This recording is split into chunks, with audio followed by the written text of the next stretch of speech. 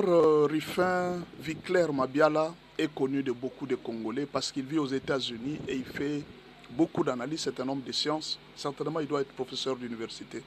Il est très intelligent. Alors, je me suis arrêté sur l'une de ces analyses qui m'a beaucoup intéressé. Moi, j'analyse tout le monde. Je suis les analyses de tout le monde pour avoir aussi un peu d'intelligence. Alors, qu'est-ce qu'il dit? Il dit, le président Félix Tshisekedi, au début, je l'ai sous-estimé. Nous tous ici, on était très stricts avec lui, on les critiquait.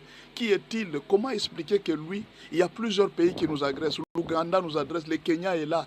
Mais il est en train de laisser le Kenya, il est en train de laisser l'Ouganda, il s'attaque au Rwanda. Pourquoi il laisse l'Ouganda et tout ça? Alors le professeur explique. Le docteur, c'est pas, il doit être professeur certainement.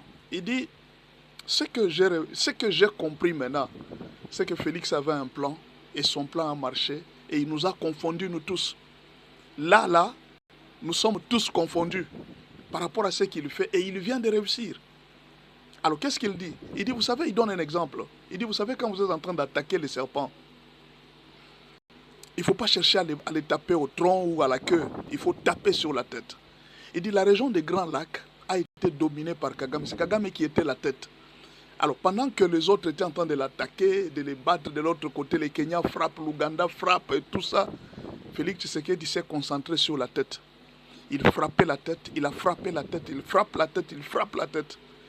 Et alors, en frappant la tête, quand il réussit à faire tomber la tête, les autres membres sont tombés facilement.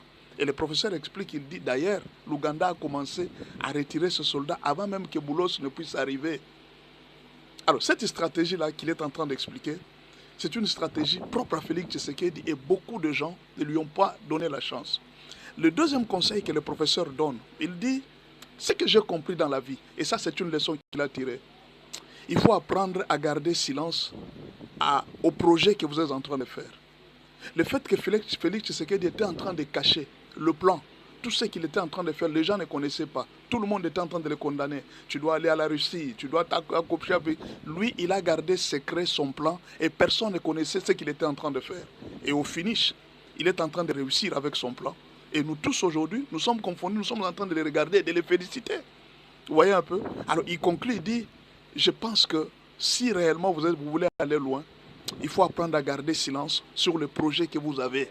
Là, je pense que vous allez réussir. Et ça, c'est ce que Félix Tshisekedi a réussi. Il nous a tous, en quelque sorte, caché son plan. Et au finish, nous sommes tous sortis vainqueurs sans nous rendre compte comment il a fait. Voilà, c'est une analyse que j'ai voulu partager.